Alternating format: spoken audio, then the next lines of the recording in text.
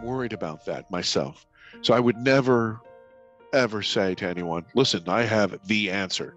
That's why the film is called Answers. It's not called The Answer, because the diversity and the spectacular wonder in our universe is so myriad and so huge. There's no way to wrap your arms around everything and say, oh, yes, I possess it all. And yet, the rub is that we really do. And that's such a hard thing to struggle with for me because I'm so left-brained. Anyway, so what I've said actually just today is this. In my mind, to broad brush, there are three types of people in the world. You got to accentuate the positive. Wow, I feel good. A little bit of feel good goes a long way. You're listening to Karen Swain, teacher of deliberate creation, accentuating the positive, showing you a way to a better life. Accentuating the positive, it's not just fad, it's sanity. Who in their right mind would accentuate anything else? If you feel like that's what you want to do. Hello and welcome to another show, Accentuating the Positive with Karen Swain.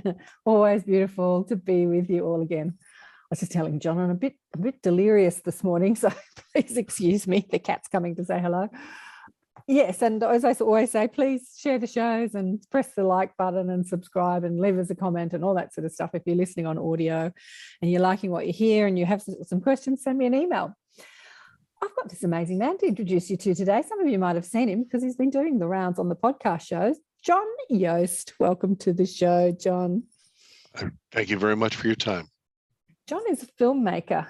Sorry, the cat's trying to drink my tea. Let me read the bio and you'll learn a little bit about John. John Yost was born in Pittsburgh, Pennsylvania, USA. As a child, John experienced some scary encounters with a strange being he saw as a robot from a child's sci-fi TV show that he'd watched. When he told his parents about this, he was told it was his imagination and never to talk about it. And so John, like many children who have had these encounters, locked it away in the vault of his subconscious mind until the memories could no longer stay hidden. John's career began working with the US Treasury Department.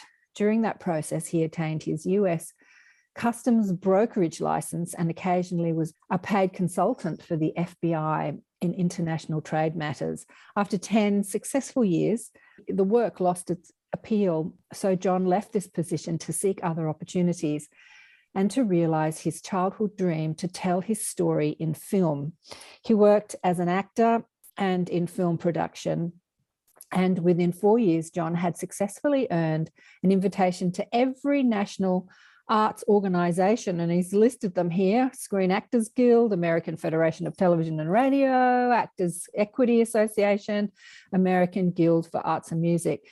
John eventually joined the team of Rhino Productions and began the foundational work that would eventually become Rhino Pictures. In addition to the hundreds of projects he's written and directed, John has produced several films, including Alien Abduction Answers, 2022, which is what we're going to talk about today, Making Contact 2020, and Not Cool in 2014. Alien Abduction Answers, featuring world-famous author and speaker Whitley Strieber, is how John finally tells the true story of what happened to him as a child. And John says here, it's not so much about the shiny lights in the sky. This film is about you, your soul and consciousness. And your website is rhinopictures.com.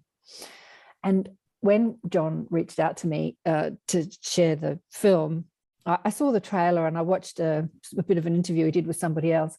And I said to John, John, I think my audience is kind of past asking the question, what is it? Who are they? Is there life in the cosmos? So I said, I don't know if it's for me. And John sent me the most eloquent message. And just reading his message, I'm like, yeah, maybe I should look into this further. So you sent me the film and I watched it last night and I love it. I think it's amazing. You've done an excellent job. Thank you very much. I appreciate your kind words. And it's not just about shiny lights in the sky and asking the question, who are they? Is there life in the cosmos? It's actually an exploration of your story and other people's story, and the beautiful Whitley sharing his, years of wisdom. But I'd love to hear your story and how it all began. Can you tell us what happened? Yes. When I was 7 years old, August of 1974, I was awakened by this undulating hum, kind of like a drone, that sort of thing. I sat up on the side of the bed. I was a little confused and I didn't understand what was going on. And I looked around, but I couldn't go back to sleep. So I went to the restroom, the bathroom, and I poured myself a glass of water. And I was in there for a while, and the water ran for quite a long time. I don't know why, but after that, I turned off the water and I opened the door. And in the doorway, to my 7-year-old eyes, was a character from Japanese television. The name of the character was Ultraman. And I had seen this character many, many times on television at the time. And he was kind of a red and silver guy with an oval head, looks robotic, has gigantic almond eyes. And I felt no fear at that point. And so I approached this entity, and we got very close. And when I mean close, I mean, Karen, we were nose to nose, literally nose to nose. And then something happened.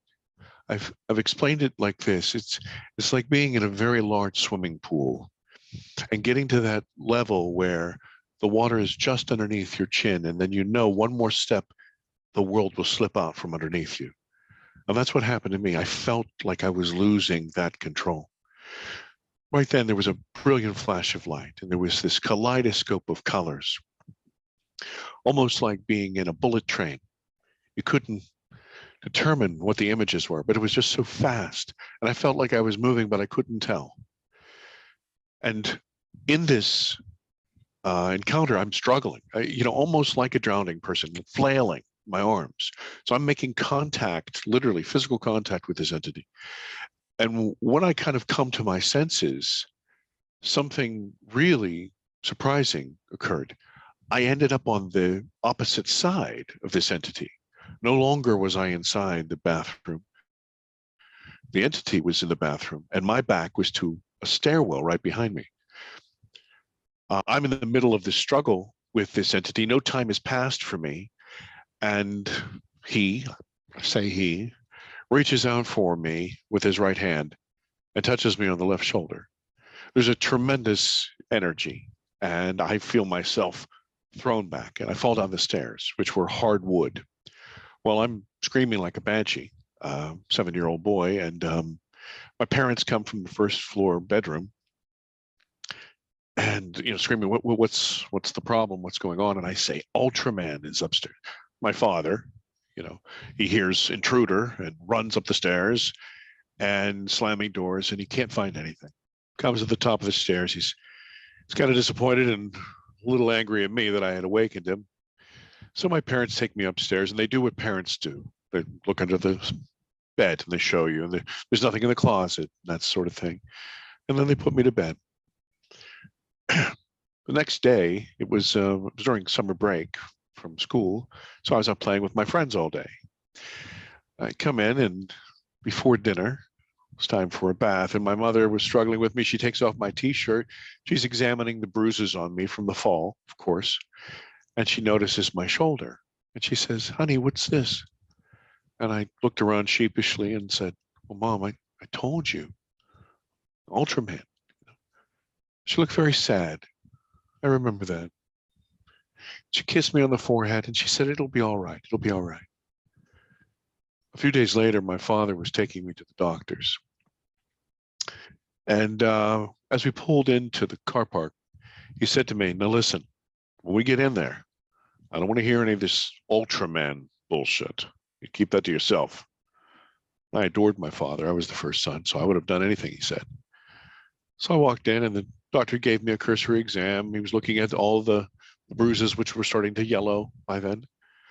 And he came to my shoulder, and he said, "Hey, sport, what's this?" I could see my father in the corner. He was glaring at me. I don't know, about kids today. Boy, I sound old. But, back in 1974, you didn't cross your father.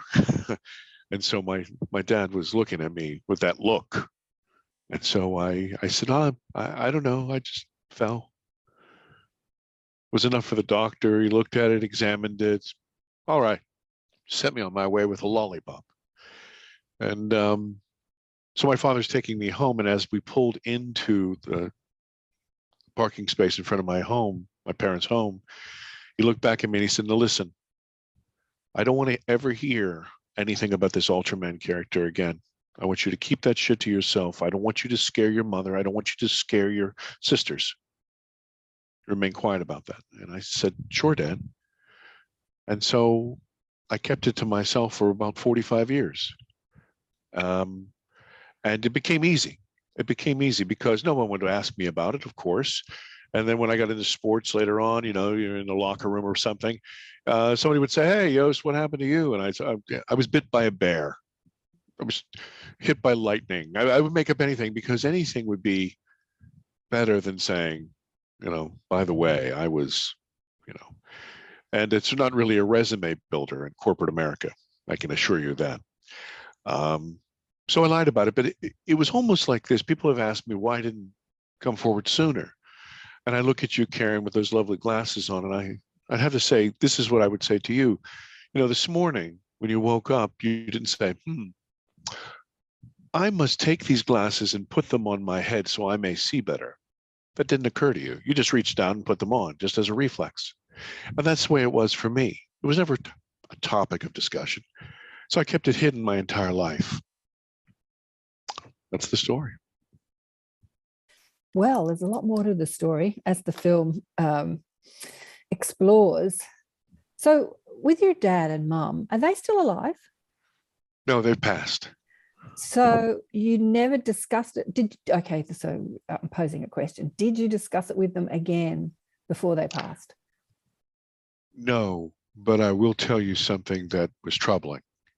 I was 7 years old, and my parents had been married for many years. And 2 years after that, my mother had had some emotional problems, which I remember after this. And she, I'm not proud of this, but I mean, God bless her. She died sober, but she took to the bottle and she suffered. And my parents broke up by the time I was 9. And when I say broke up, my father, who I would have died for, left. And when I mean left, evaporated. He went to another state. I'm one of 6. He just evaporated. Wow. And I can't help but believe that something that evening started that process.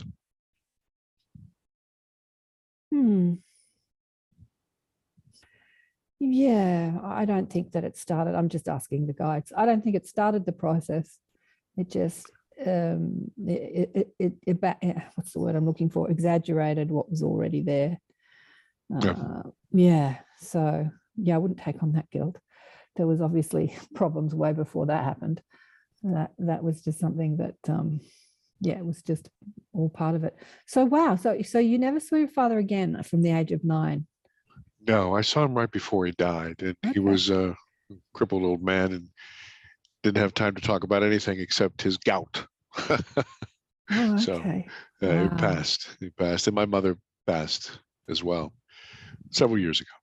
Oh, wow. So they never got to see you do this? Well, No. Okay. No. Silly. No. I've said that. And I'm going to retract that. From their physical perspective, they never got to see you see this because they're saying, of course, we're seeing him do this. Yeah. So, all right. In the film, you explore looking for answers for this. Yeah. And you find yourself a beautiful healer, hypnotherapist, Deb, and you find some answers. How far down the rabbit hole did you go? Did you during hypnosis? Did you contact your mum and dad on the other side? I mean, because you show a little bit of it in the film, and I suspect there's a lot more. You said to me that you're going to make a couple more films. Yeah. So maybe there was a spoiler alert for the other films. No, that's all right. I've had many disagreements and arguments with people about that. Well, why isn't it all in there? I said, well, listen, You know, you can't eat an elephant in one bite, and you can't go from 0 to 1,000% completely conscious in a day or an hour and a half when you watch a film. It has to be a process. And so that's what the viewer sees. I think you can see that from your viewing.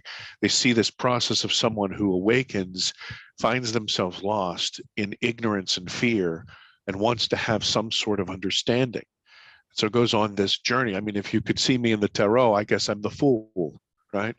And so I did get a lot of answers. As far as your question about the hypnotherapy, it was glorious. I doubted it could ever work on me. I don't know if that's just arrogance or whatever, but I doubted it could ever work for me. And but it did. And you see the raw in the film.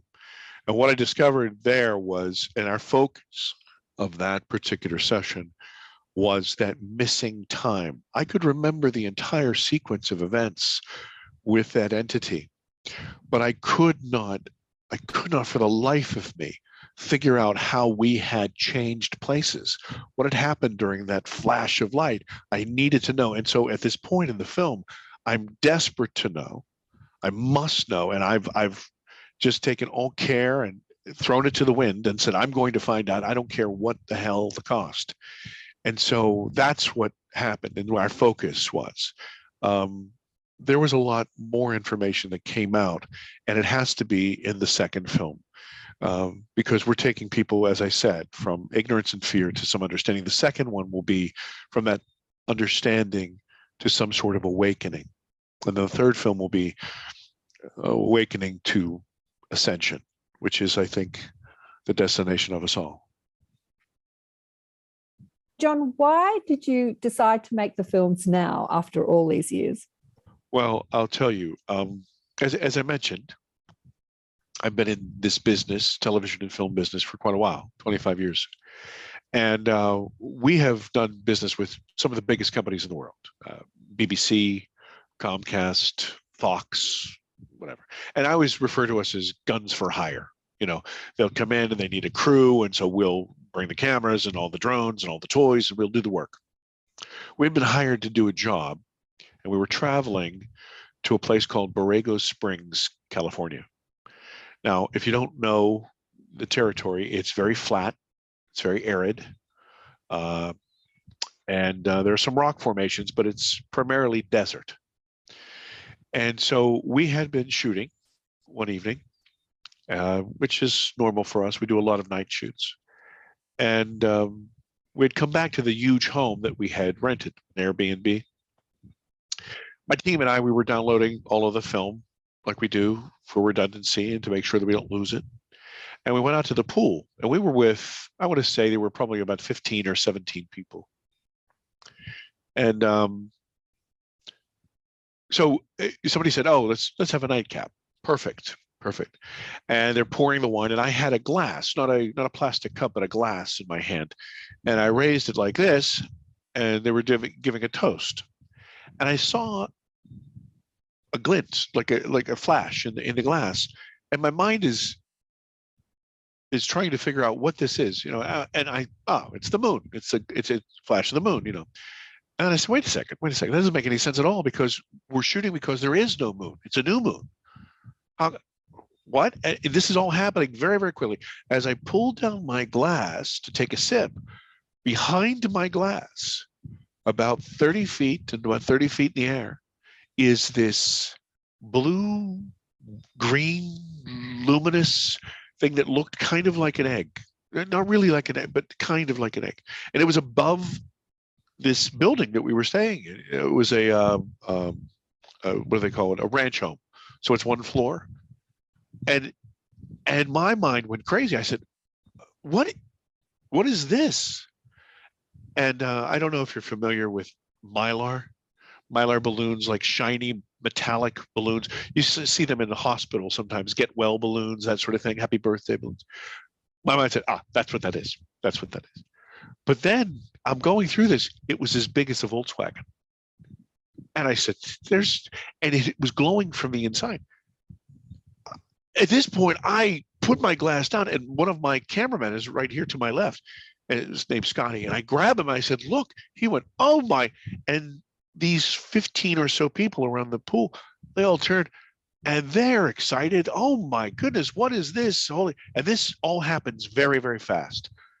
And just then, this thing moves lightning fast, faster than I've ever seen anything move, in kind of a zigzag, and then stops right above my head. And I'm going to tell you something. In that second, I felt that same, like the world was slipping out from underneath me. And I took it almost like a blow. It zipped away from me. It was just there seconds. Zipped away from me, and then just started to float out over the desert. And we watched it for almost 2 minutes because it was so flat you could just see it. And then this winked out. What happened is that feeling in me took me back 40 plus years. And I was that little boy in that bathroom being sucked into whatever this was. And I became terrified.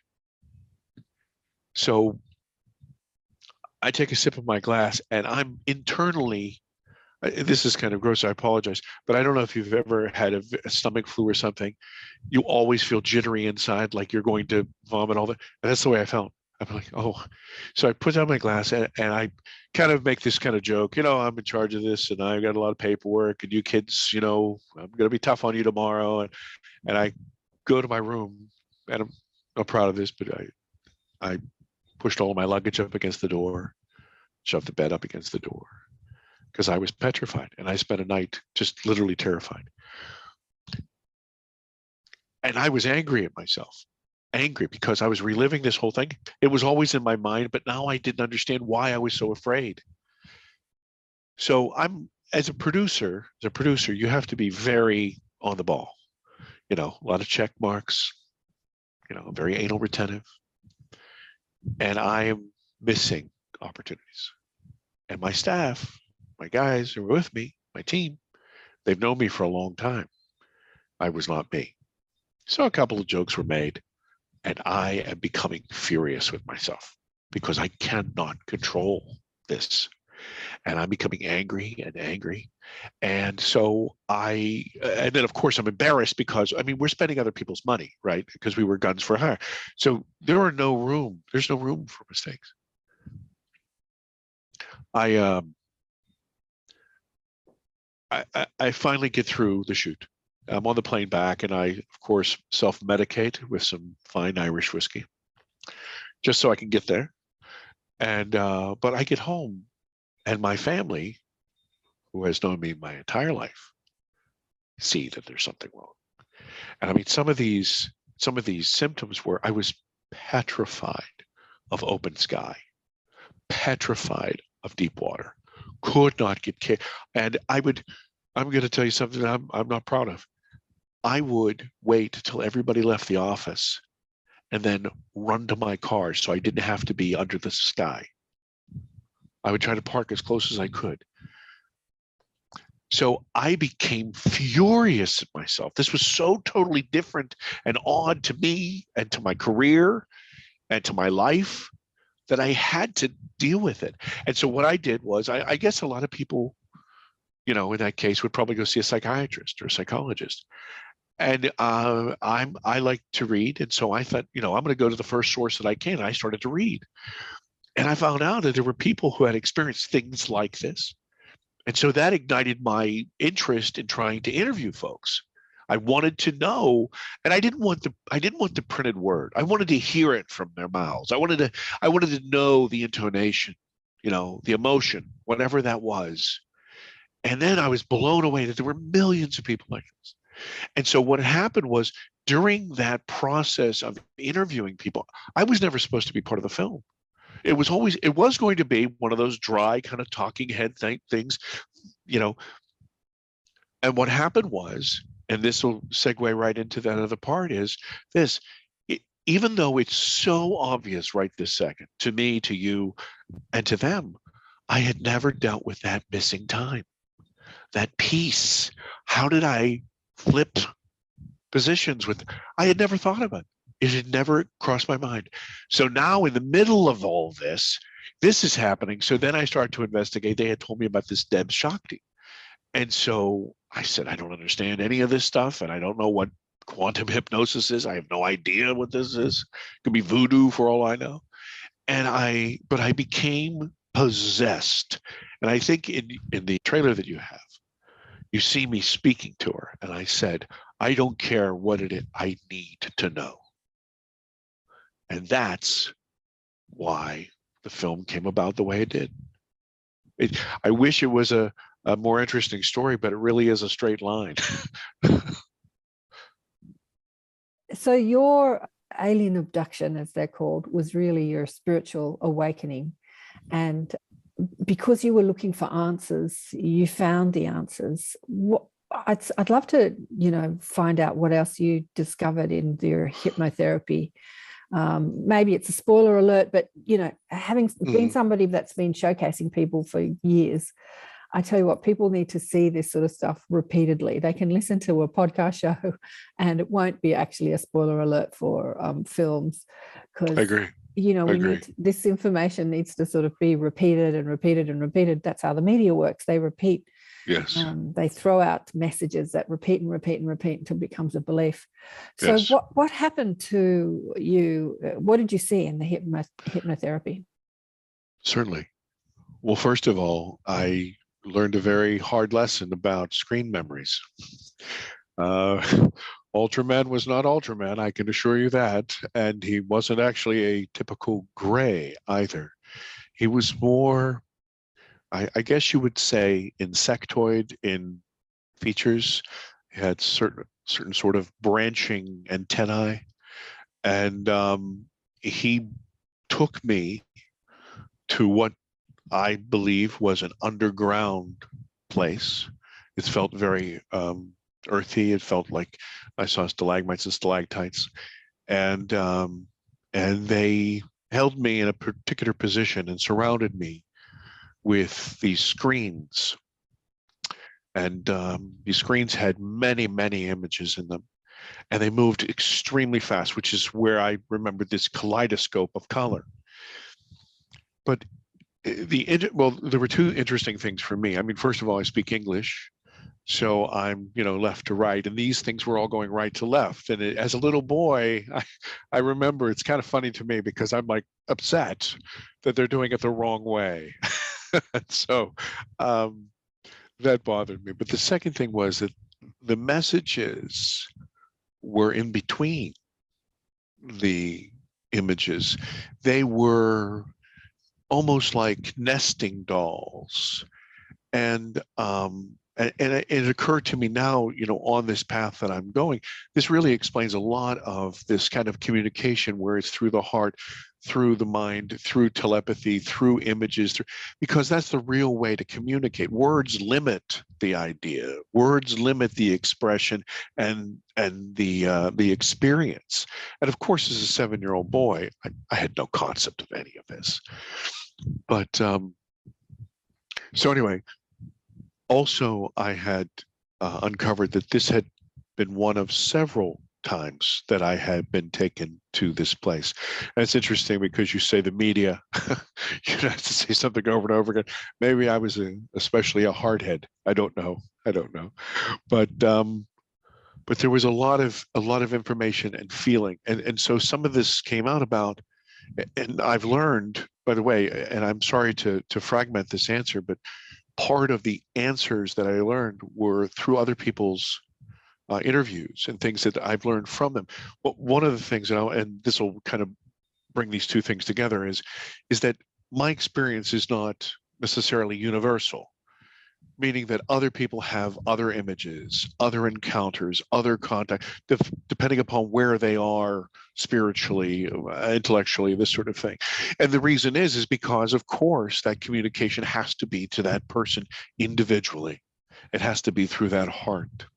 I took a class many, many years ago in Belgium, and the guy was talking about communication. He said, said does not mean heard, and heard does not mean understood, and understood does not mean put into practice. And so all of those difficulties are because we construct our ideas and our feelings in these words that are limiting us. Anyway, back to the subterranean experience. So all of this stuff is happening to me, and at this point, I'm frustrated, angry, and scared as a little boy. It's interesting too, I don't know if you picked up, but in that regression, I almost speak like a little boy. It's because I'm literally reliving, and that was where the terror was. It wasn't that I was processing it as a grown man. I was literally transported back in time, and as a 7-year-old boy, scared out of my mind. And what came to be was a message of, and I say it in the film, about the world and what a gift it is and what we're doing to it and what we must do to it, about other people, other souls, really. And that's you know, that's one of those things that really has to be sussed out. You know, who are we talking about? Are we talking about that tall fellow over there with the mustache? Or are we talking about a soul, you know, a consciousness? So how we treat each other is paramount. And as a boy, I had no idea what any of this stuff was and why it mattered and this sort of thing. And at the end of the equation, I mean, there's a lot to say, but at the end of the equation, it's this. And I'm not new in saying this, but I think everybody, even people who are completely unaware, realize that we as a planet, as a species, are on a precipice. We're about to be kind of nudged over into this world that some of us suspect, some of us know, and others have rejected since the beginning of time. And this is going to be an ontological shock for some. They just won't be able to handle it. You see all of this disclosure by governments. And I try to tell people, I said, listen, that disclosure is not going to be anything. These guys are interested in the technology and shiny lights in the sky. This has nothing to do with that. That's incidental. I said, look, I could have the fastest car in the whole world with technology beyond your wildest imagination. But if I respected you and loved you and obeyed the laws of the land, you would not care. It's who's driving it. It's the source, that central source that it's emanating from, and what is its purpose. And its purpose, I've come to learn, is to say, a tap on the shoulder and say, listen, you are so much more than you are. Your ego and your language prevents you from seeing that. Not only are you keeping yourself back, but here is the wonderful world that you could have if you just open your eyes. And so the message to me was, be ready. Be ready. And you know, I hate to take this next step. So Karen, please forgive me. I'm always cautious. As I wrote to you, I'm always cautious about people who say, you know, I am the source of all knowledge, and I know, just give me that readout and I'll tell you what they really mean. I'm worried about that myself. So I would never, ever say to anyone, listen, I have the answer. That's why the film is called Answers. It's not called The Answer, because the diversity and the spectacular wonder in our universe is so myriad and so huge. There's no way to wrap your arms around everything and say, oh yes, I possess it all. And yet the rub is that we really do. And that's such a hard thing to struggle with for me because I'm so left-brained. Anyway, so what I've said actually just today is this. In my mind, to broad brush, there are 3 types of people in the world. They're the kind of people who say, oh, listen, I'm watching my stocks. I have no time for this silliness. You know, my life is here. Then you have the other kind of people who say, you know, I can think about that. Mathematically, there could be life in the world, you know. And then there are other people like you who are living this reality. When this thing occurs, this gentle nudge, which the government is trying to control the narrative and it's going to fail miserably. But when this happens, those 3 types of people will act like this. My stocks. What? The government spending. What are they looking at? Those other people say, mathematically, wait, what? Our military? What are they looking at? No longer will people be satisfied to be here. They will, for the first time in their life, look up. Now, here's the thing. I talk about shiny lights in the sky, and I say, how does this make you think differently about yourself and the world? This is why. The reason that we are captured here is because of our false belief that we are the top of the food chain. We control everything. We box everything in a word. It is our ego. We are in control. What do you mean I'm not in control? That crack in the door allows everything else to be taught. And it can be, after it's taught, it can be understood. And people who have had all of these experiences before, who have denied them or lied about them, me, can now grow in them. They're no longer afraid. There was something in The Hill, a newspaper from Washington, D.C. It said something to the effect of, it's no longer responsible not to report these things. So watch the dynamic. Before it was shun, shun, shun, and then it was, well, okay, fine, you're crazy. Now it's maybe, okay, now it's no longer, you no longer have permission, you have a duty to report. That is a magnificent juxtaposition. And that will begin our opening, not of our eyes, but of our minds and our souls. Hallelujah to that, John. Hallelujah to that. There's a few things I want to ask you, and there's a few things I want to say to you. You're very empathic, and you said to me that you're very left brain. And what the guide said to me was, before you had the hypnotherapy sessions, you were more dominantly left-brained, more logical. You had the ability to perceive in a more psychic, empathic way, but you didn't allow that because you were scared of that aspect. But after you had the hypnotherapy with Deb, that shifted, and you're actually probably more dominant the other way these days. Very, you can feel things, sense things, know things, see things, hear things. I want to go back to the encounter, because you said to me that, many people have had this sort of encounter, and over the years of speaking with people, I've never actually seen an encounter quite like yours, in that the beings that came to you were like the ant people. You said they were insectoid, but you describe them and show them in the film, like what you saw through the hypnotherapy sessions. And they were the ant people, and they took you into inner earth. They took you underneath, like they didn't take you up into a ship. They took you into inner earth. Did they do experiments? Like, what happened when you were down there? I don't recall. I'm sorry, go ahead. No, please. I interrupted you. I apologize. No, I was just going to say that the ant people were the people that connected with you up here, but when you went into inner earth, then you were with a whole bunch of others, like there was a stack in there. Yes. So, go and all of this nomenclature, like ant people and things, I had no idea. Truly, I was the fool. And so when I'm describing things, people like yourself go, oh, well, I know what that is. I have no idea. Anyway, so that was kind of the, I refer to him as their bully in my 7-year-old tongue, who came and took me. When I was in the presence of these other entities, they were shrouded. They had, it seemed to me, dark clothing, and they seemed to be, I don't want to say the classic gray, because they seemed different to me. They had elongated heads and that sort of thing, but they did have gigantic eyes. And they were the ones, they didn't talk to me, they didn't speak to me, but I could feel their presence, and they were surrounded. And the image, the feeling that I get is they observed me about how I reacted to this.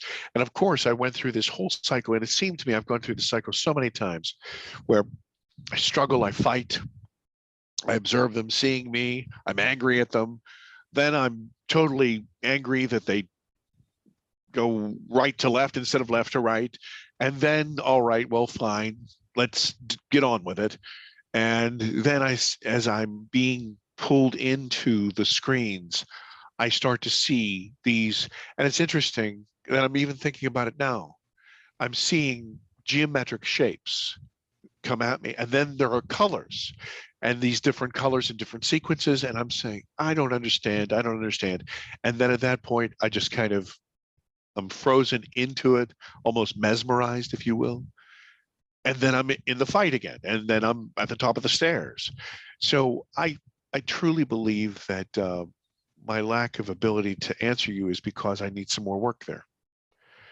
But I will say this, is that if you are correct, and I trust that you are, maybe what I'm saying about this passionate drive I feel now is really what was there, is that I'm somehow, people talk about mission. I never think of me having a mission.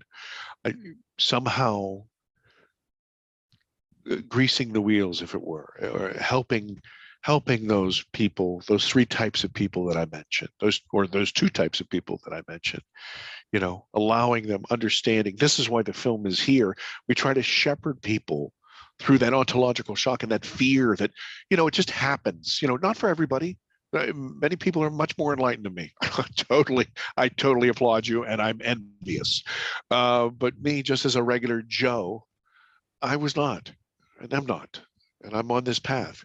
And so what I'm trying to do with these films is I'm trying to allow the masses to come with me on the same path, from ignorance and fear to some sort of understanding. And as we go down this path, when this thing occurs, this precipice, we step over this collectively, we'll be able to go together instead of just a few of us. And I think that's really the goal, that we all go. I'm trying to remember his name. What did he look like? He's running the show on Gaia TV called Cosmic Disclosure. Do you know who I'm talking about? Emery. What's Emery's last name? Anyway, it'll come to me in a minute. So he speaks about, so Emery is somebody that worked in the space program, secret space program, as a doctor, dissecting non-humanoid, well, extraterrestrial bodies. And he met many ETs and has an extensive story with what you're talking about. And he talks about the ant people, and he talks about them being slaughtered by, I can't remember who it was, whether it was us or something, but that they, I remember one of the interviews when he talked about the ant people, he got very emotional because he saw them as quite loving, even though that you experienced them as very robotic, like that's why you saw a robot sort of, and without compassion or feeling. You get upset because they don't care.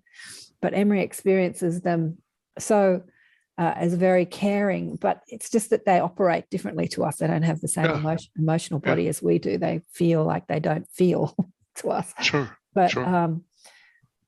I feel, as I hear a story more, I feel like, they were contacting you because they had experienced the wrath of humans. And really it was, you say you're not on a mission. You're on a mission.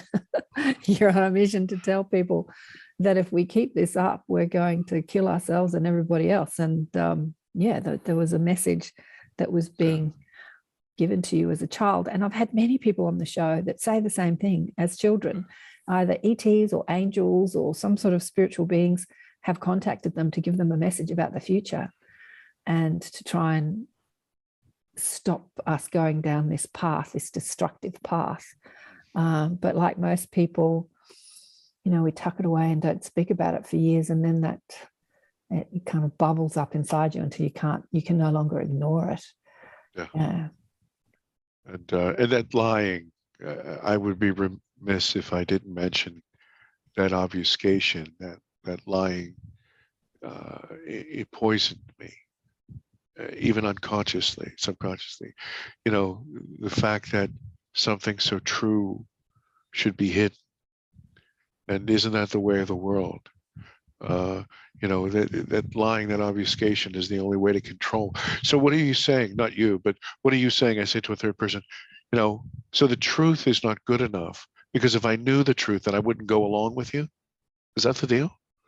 And isn't that, isn't it mind-opening? But isn't that tragic?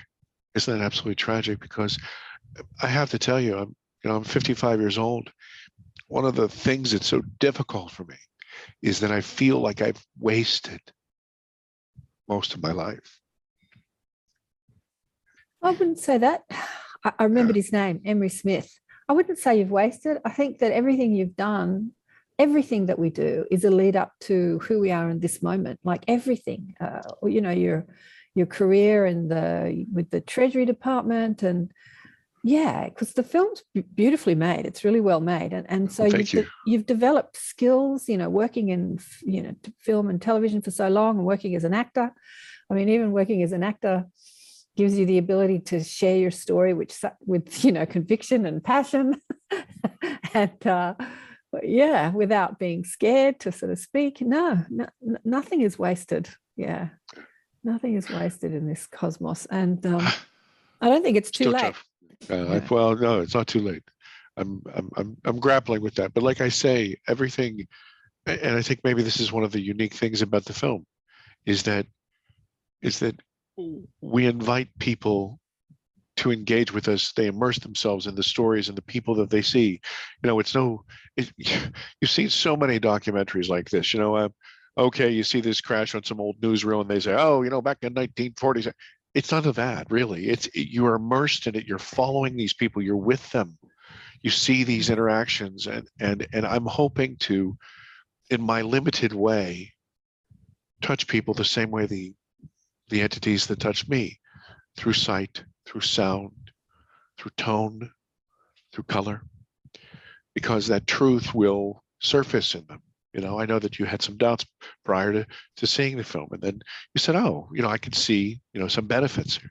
And this is what it is. It might not be for your particular audience, but it might be for hundreds of people that they know on a regular basis. And exactly. I'm growing every day. I have a very skeptical, very galactic, very skeptical brother, and I always think about what he would think about this. What would the mainstream skeptical mind think about this sort of stuff? And having a brother like that sort of gives me that perspective. As soon as things get to, because he's very logical. When you're in your logical mind, you're kind of locked out of your emotional sense. So when you see people get emotive and cry and stuff like that, they go, bullets, yeah. But so you introduce the people sharing their stories and how it impacted them, which is that emotive part. But you also introduce, you have all the lights in the sky and people talking about it. Yeah, I've seen so many documentaries like that, just people postulating and, showing footage of Tic Tacs and stuff like that. It just seems to be all over the, Prime Video and all that sort of stuff, Netflix series. And it doesn't really go anywhere. It doesn't offer any answers. It doesn't. It's just the question, what is it? Who are they? And I just thought, oh, God, I couldn't watch another one of those. No. Yeah. So, so I guess that how people respond to it, people that have got memory will definitely respond to it in a way of awakening their memory. I think that was probably you wanted people to remember, like what happened to them, and maybe bring those suppressed memories out, because I think that's really the message. Like, don't think you're crazy, don't listen to your parents that told you never to talk about it. This is real. And there are people today having epiphanies, who might not have had interaction as a child, but are now faced, I think about your brother, what if he was faced with an absolute proof to his mind? Now, I don't know if you heard in one of my interviews, I try to talk to people about changing the way they look at things. And I say, if you have a hard time understanding different dimensions or something with a lack of proof, think about this, if you and I, Karen, were standing beside a big tub of fish, and I stuck my ugly face in that fish tank, I'm literally breaking that barrier. I'm pushing myself into the dimension of the fish. And so they've never seen a fish that looks like me. So they swim up and they're curious, and my head moves like it's like no fish they know. And this is very key. The fish has no concept that what they're seeing, what they're perceiving is attached to a neck, is attached to shoulders, is attached to a body, is attached to a consciousness that has an entirely different set of agendas than they could possibly imagine. Mm-hmm. And so when I finally get time for a breath, I pull my face out. I evaporate in front of them. They try to tell their fish friends, and they smock them because there's no proof. But here's a real life example of breaking into them. And that's what I tell my very logical friends. That's a great explanation. That's explaining going from, second density dimension, third dimension, fourth dimension. Unless you're in that dimension, we can't understand it. And Sure. These beings live in the fourth dimension. We're in third dimensional consciousness. They're in fourth and fifth dimensional consciousness. I know what I wanted to say to you. You said to me that you're going to make 2 more documentaries. You allude at the end of the film that you meet somebody, and I don't know, shall I disclose? I knew exactly who it was. Of course you do. but then again, since you know that he's the Invisible Man now. How do you mean? Kind of. Well, he's kind of pulled himself out of things. He's kind of disappeared for a few months. I did not know that. In fact, so many people have said, put him on your show, put him on your show. And I've thought about reaching out to him. He shared, because he's got an amazing story. Oh, yes. What amazes me about him is that he's older now, but he looks incredibly young. It's like the older he gets, the more he looks like his ET self. 100%. Yeah. 100%. Yeah. I spent some time with him in California. In fact, he was one of the most giving people. I don't know if you want to record this, but he was one of the most giving people in the world. He said, John, just come here. And he provided places for all of my crew, everybody.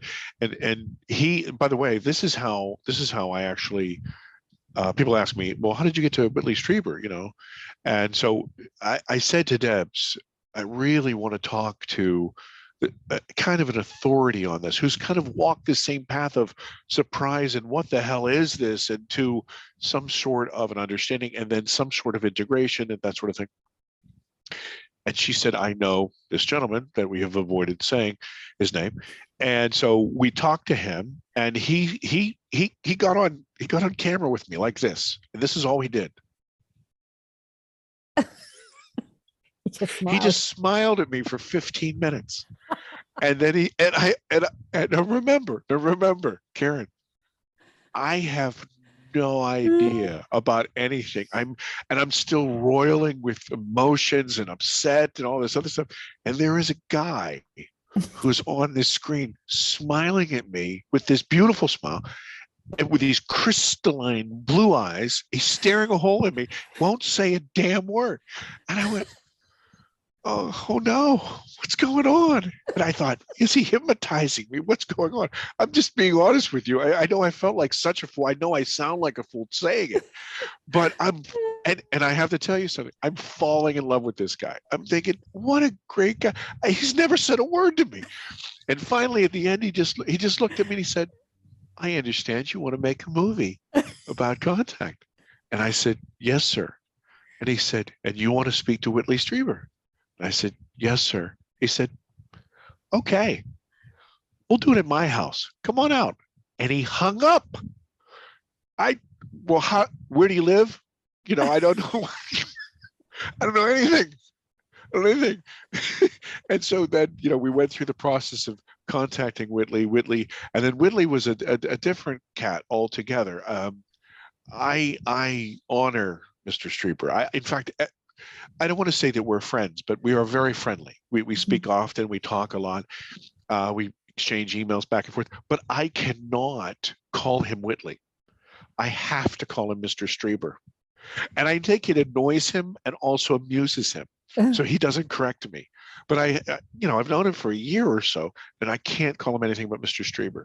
But Mr. Strieber kind of interviewed me to see exactly who I was and where I was going. Because as you know, look, this is the Wild West in a lot of ways. And there are a lot of charlatans. And And he has to be careful too. He's been the subject of issues, people who were not honest. And so he interviewed me. And then what I did was, for the interview, I literally read every single book he had ever written on contact and the visitors. And so I submitted my questions to him, and he looked at me like, who are you? That sort of thing. And I just, an apostle, a disciple, I don't know. I just want to find out these answers, so desperate to find out.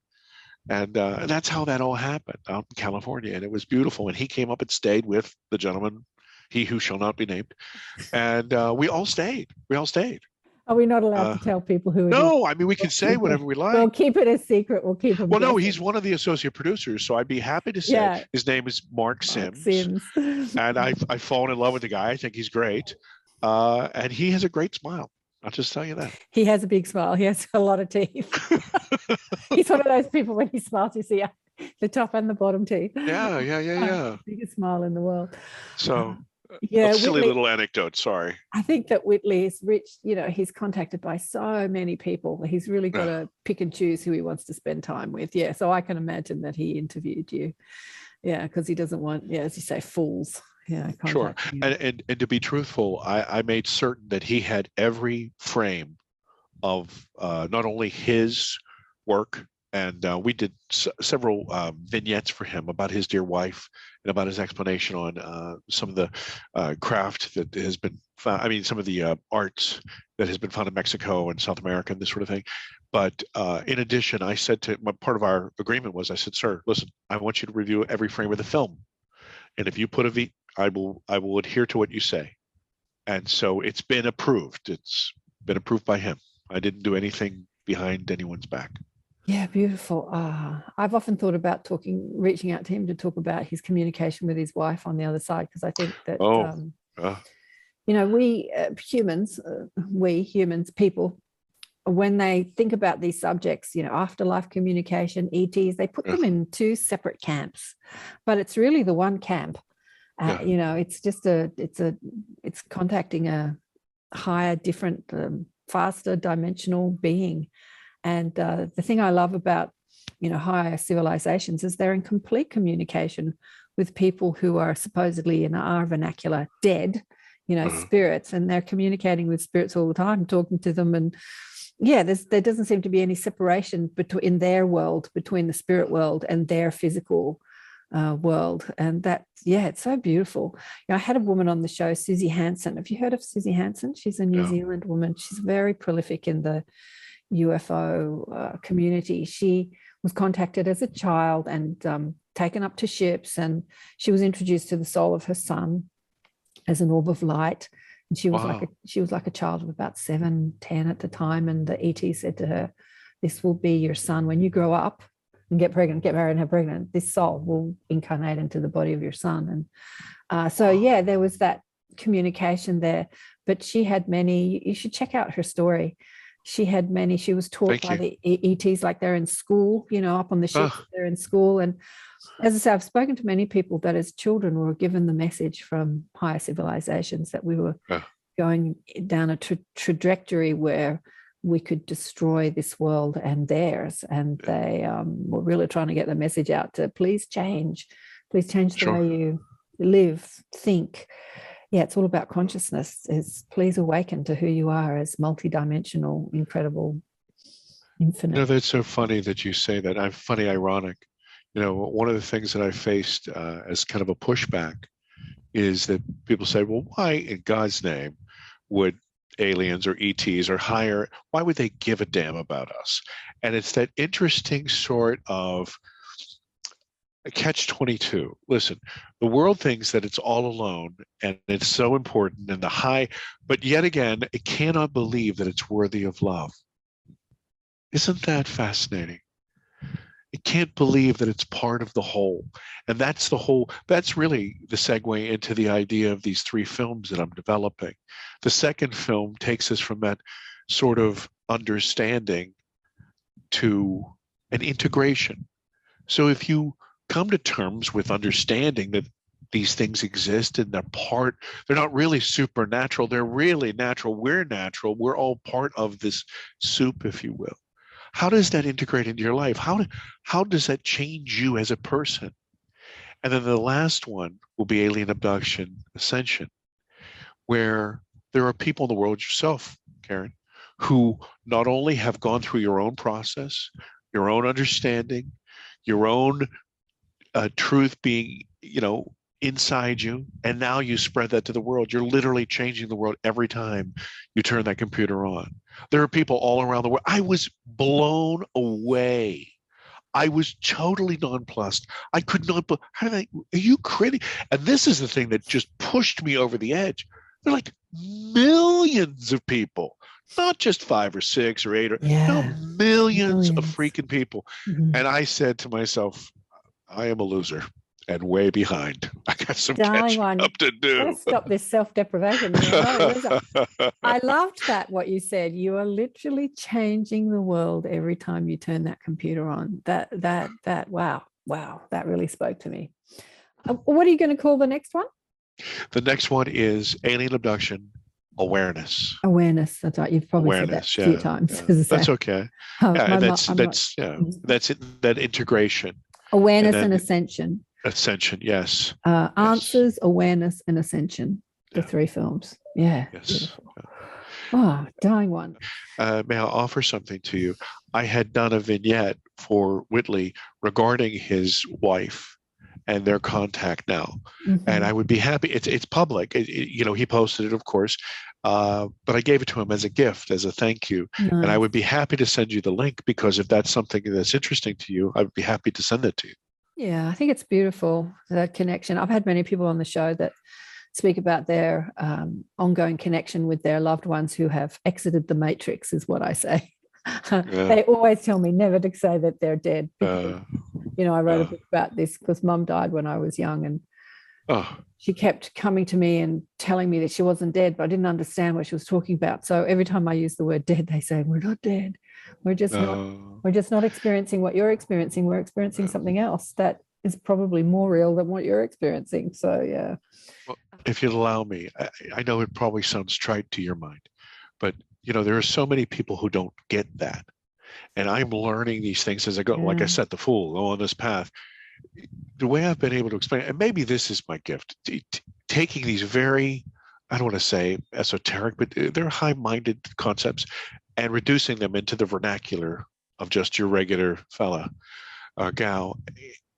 When I think about that, the dead, whatever, I ask people this. I say, so I would say to you, are you, Karen Swain, if you took off that green wrap and put it on the back of your chair, right, and stood away from it, would it jump up and animate itself?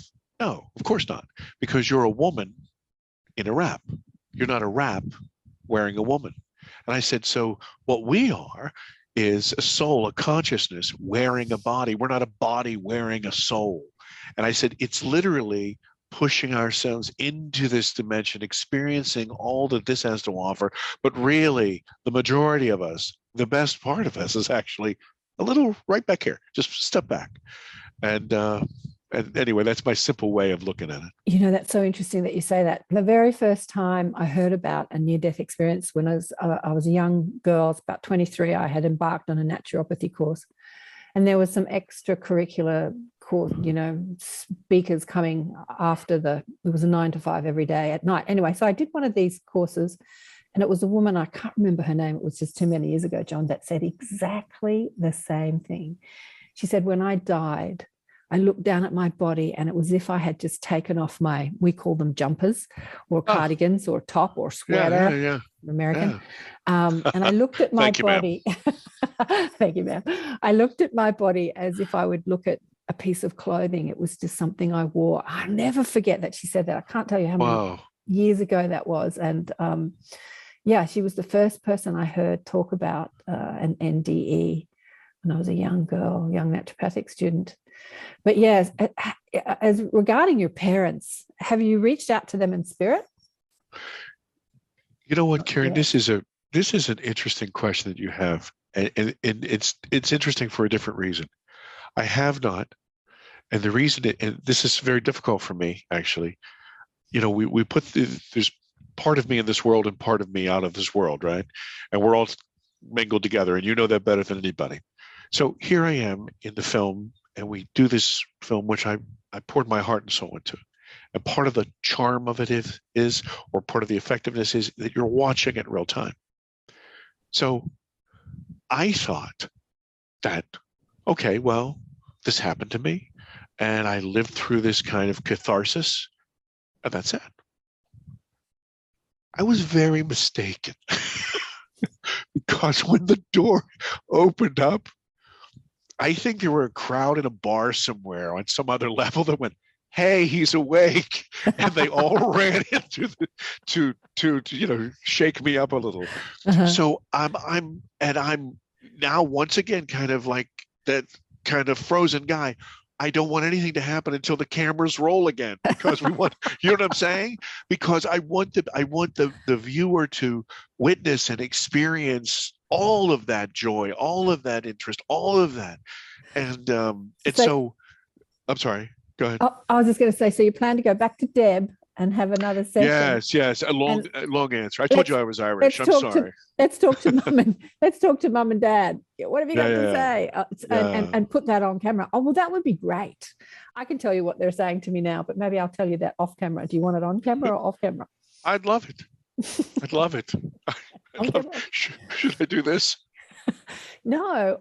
What they're saying to me about your dad is that, he was harsh, but he played his role exactly the way it was agreed that he would play between the two of you as souls, that he would do the shutting down. And in that, it actually spurred more questions in you because of the resistance. So it was kind of like a role play. It was like the actor on the stage. Do you know what I mean? And him even disappearing again sparked more questions in you. So it was all like a part of the role that he was playing to get you asking questions, to get you seeking to put you on your path. That makes sense. Mm-hmm. That makes sense. Because now all I do is ask questions. Yeah, me too. Questions are great. And they're saying that your mum is guiding you from the other side and sending you so much love. And your dad is just kind of chuckling and laughing, like, I played my role really well. It's sort of like, it'd be like him. It would be like him to be enjoying it. Yeah. Enjoying it. Yeah, enjoying it. Karen, I'm so blessed that you allowed me to speak to you today. Thank you. In my last paragraph to you, I said that, your questions would be more insightful and you would add more to the conversation and helping me understand it. I'm the one who recorded it all, but, I don't know all the answers. I still am this perpetual seeker. And so I really want to thank you. Oh, darling one. Well, you're welcome. Yeah. I thought it was fascinating. Actually, I loved the part in the movie where you contact your higher self, because that's what I was looking for, really, because I believe that we all have the ability to connect to that aspect of ourselves that has all the answers. And it was so well, I guess it was a recreation. That was raw. That was real time. That cool. Was raw. Yeah, and you go, and you just start channeling your higher self, and freaked me out. Yeah, I couldn't watch the film for a while. I couldn't watch because we recorded everything, and I couldn't watch it for a couple of days. And I said, "Okay, I'm ready to." And what happened there? What happened there? It was very strange. It was beautiful. It was beautiful. That was my favorite part, actually. But yeah, that's what I'm looking for. I'm looking for that higher connection where people access their broader perspective, their higher self, their divine essence, and it takes over the mind, so that the little limiting mind that is full of criticism and self-deprivation just moves out of the way, and then this flow of exalted wisdom just comes through. And I can't actually remember what you said. I don't think you put much of that in the film, but it's like they were preparing you. You said that you're not on a mission, but basically they're just saying, no, you're on a mission. You're contracted to do this. It's all perfect. It's and you're doing exactly what you said that you would do.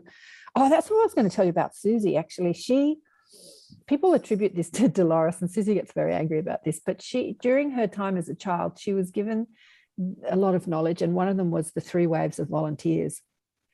And Have you heard this concept? No, the three teach me, waves? please, teach me. Well, Dolores Cannon, do you know who she is? I've heard the name. I've She was seen nothing with her in it. Hypnotherapist. Oh my God, prolific books, put out many, many books. Amazing. You got to check out her work. And Susie. Okay. So the three waves of volunteers, one of the second wave was the communicators, the experiences that would have the experience. And then when they're older, she said that when they're older, they would come out publicly and share their experiences, you know, either on a podcast show, you're sharing it more extensively and you're making documentaries about it. You know, you're doing your work, huh? And that was their job. You know, that was the three waves of volunteers are the volunteers that came to Earth during this time of great expansion to help this world shift into a different consciousness. And so the first wave of volunteers are what is called the healers and the indigos. They've been coming in for hundreds of years, and they came in more prolifically just after the Second World War, when the bomb went off. Like huge amounts of souls came to Earth, and they were born predominantly into female form because they wanted to reestablish the sort of feminine principles that had been squashed. And so, you know, when I was in my 30s, I was hanging out with these old women. Now I'm one of the old women, but they were born after the war, you know, that are now in their 70s. And there were just masses of them. They were healers and psychics, and they're still coming in, you know, they're kind of coined the indigos. And the third wave is the people that would come in knowing their mission in their subconscious mind, but they would be asleep for a certain amount of time until the shift hits the fan, which I think it's well and truly done lately. And then they would wake up. They would have this divine timing where they would just wake up and know exactly why they're here and what they're here to do. And they're inside systems like governments and health systems. And I've seen that so much in the last couple of years since the shift hit the fan, you know. And they're the third wave of volunteers, and they're younger. They're probably, you know, from sort of late 40s down. That would be they would take action from a higher perspective, and they would change. They would change the systems of this world because they'd be working inside these systems. So yeah, fascinating, isn't it? That is fascinating. It is. Wow. Thank you very much. No, when I tell you that I'm on this path, I really am on this path. I know that that's kind of funny to you, but it's really where I am. And I thank you very much. Oh, darling one, you're doing wonderful work. And so this film is not just for the beginners. I have to say, I thought it might be just for the people asking questions, what are they?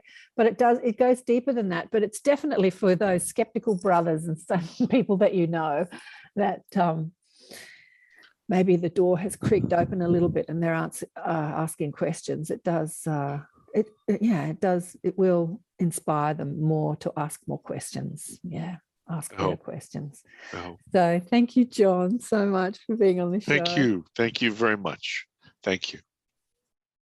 The beautiful John Yost. We just had another hour conversation after I turned off the recording. I was quizzing him about the film industry, actually. I used to work in the film industry, but not in production. You know, I used to be a caterer, makeup artist, you know, sew the clothes, do all that creative stuff when I was young. I was a young naturopathic student. I used to do lots of commercial feeding people. I'm still feeding people, but I'm feeding you information now instead of food, instead of making salads and spaghetti. Because, you know, like getting this kind of content out into the world in a way that people can see it and watch it and pay for it, because it costs, you know, like it costs $500,000, $1 million to make a documentary like this. Like, it's expensive. How do you recoup that money selling it for $5, renting it out for $5? Yeah, I don't know, because I've got lots of friends that contact me and say, can you help me get this, you know, documentary made? I want to do a fundraising thing. I want to get some money. And I can't help them do that. Really, I'm not in production. I don't know how people find money to make these things, to tell you the truth. Maybe if you do, you can enlighten me. But John's been working in the film industry for years, and he's already got a company up and running that where, you know, a commercial company where he makes television commercials and he works for big productions. So he just sunk his own money into it. And I said, do you think you'll recoup your money? And he said, yeah, he really does. He thinks he will. So hopefully he will. But he was just telling me, I don't know if I should say this on film. Yeah, why not?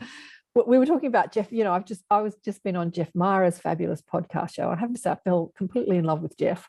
and I'm going to have him, not in that way, like, I fall in love with everybody. I'm going to have Jeff share his story on my show. He didn't think he had an interesting story because he hasn't an NDE or a spiritually transformative experience, but I don't care. I think that he's still fascinating. And John was on Jeff's show too. And I was just saying, wasn't it great being on Jeff's show? I got so many great comments and so many views, and it was just beautiful. I wish my show had as many people and views and stuff like that. Maybe one day. Different caliber of audience, I have to say. And he said, no, he said half the views or more than half the comments were negative. And they were saying, this guy's not giving us any answers. He's just trying to sell a documentary. And I said, really? That's what the comments were? He said, yeah, go and read the comments. He said, most of them are really negative. And I'm like, oh, really? That really, because I have to say that the comments that I got were really lovely and positive. A couple of people said not buying it, and a couple of other people said, but, like very few said, what did they say? I can't remember now, but I did respond. What was it that they said? Sort of negative information doesn't stay in my mind. They had some comment about, I can't remember. It'll come back to me. But yes, it's interesting, the people that are out there. And I told him that my audience are different, that they're all very enlightened, and I attract a different audience. I don't think I attract the seekers. The seekers are the people that are just ingesting information. Oh, that's interesting. Next, oh, that's interesting. Next, oh, that's interesting. Next. And they're just watching, they're just drawing in all this information, but it's not sort of landing. They're at the beginning, they're expanding their mind and their consciousness, and they just get on with their life. It doesn't really change how they, think and feel and what they do with their lives. My audience is not like that. My audience does stuff, they actually implement. I get so many emails saying how the shows have changed people's lives, and they've started to implement the teachings that come through the shows into their lives, and their lives have changed. And you guys, you take action too. Like, you buy the DVDs and you buy the books, because everybody I put on the show says, I'm selling the books are selling, and the DVDs are selling. And so they're not worried about, you guys are not worried about being sold to, oh, you're just trying to sell me a DVD. You know what? Yes, that's why he came on the show, to sell his DVD and try and recoup some of the money. But, in doing so, he's also expanding consciousness and waking people up and letting people come out of that fear and that closet of, if I share what I know and what happened to me, or if I look into it and I have a hypnotherapy and find out how is that going to change my life, and what will people think of me, and this fear that so many people live about being ridiculed and judged. And you see the comments on many YouTube shows. It's not surprising. Many people are so judgmental, because we're in that logical, critical mind. I think I've talked about on Galactic Goddesses, Connect Hearts across Australia, across the waters, and many other shows. When I was editing a show of someone I had on the show once, I was in my logical, critical mind, as you do. And I had a criticism, and I'm like, oh God, she's a bit over the top, isn't she? And then the guides came in and they said to me, okay, Karen, now we want you to go back and rewatch that part that you have just watched or listened to, and drop into your heart and watch it from a different perspective, not from the critical mind. And I said, okay. And I did that. I went back and I watched it, and I just burst into tears at the reverence and the beauty of what I was witnessing and watching. Even though I had already interviewed the person, I was witnessing and watching it, live, and then I was editing. And it just showed me how we respond to something completely differently when we are in our hearts, or when we're in our critical, logical minds, and we get so judgmental, criticize people.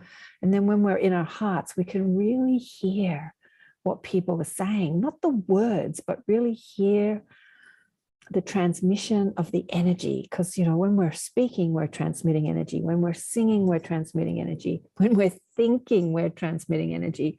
And when we're in our hearts, we can feel it and hear it and digest it and let it land in our lives and in our bodies.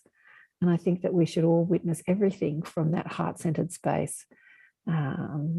Critical mind space has its purpose, when you're editing or being discerning in that sort of way. But to be able to have those two simultaneously, the heart space and the critical mind space sort of melding together as one, so that you can analyze and still be heart-centered. Something that we're learning as humans. Yeah, so that was a really fascinating chat that I had with John after the show. As you do. He's a lovely man and he's doing amazing work. Bit self-deprivating, but he'll get over it. A few more hypnotherapy sessions with Deb, get that higher self channeling through him. That was amazing.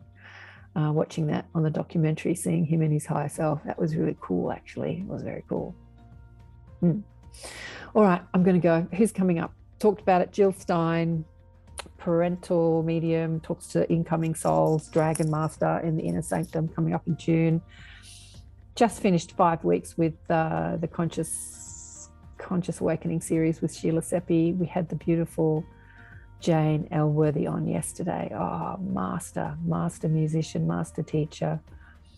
She plays the drum and channels the Palladians and Venusians and the Arcturians and the Hathors. Oh, she's amazing. She's beautiful. She's having a retreat in September. And I thought I would treat myself to her retreat in September for my birthday. Go out there into Broken Hill, which is outback, because I live on the coast. Go into the Red Centre and and make a drum and hang out with some galactic goddesses and under the stars, out in the Red Centre. The stars are amazing. So yes. All right. Love you big time. Thank you again for listening and watching, and please share the shows and buy that DVD from John. It is a really interesting DVD. It's the sort of DVD you can give to your skeptical brother like me, and they can watch it, because it has that logical part, and they can watch it without sort of writing it off as woo-woo crazy stuff. And I look forward to his next couple of documentaries. Yeah, that'll be fascinating. Big love to you all. Remember to check out the book Awakened by Death if you haven't already, and see you again soon. Bye for now.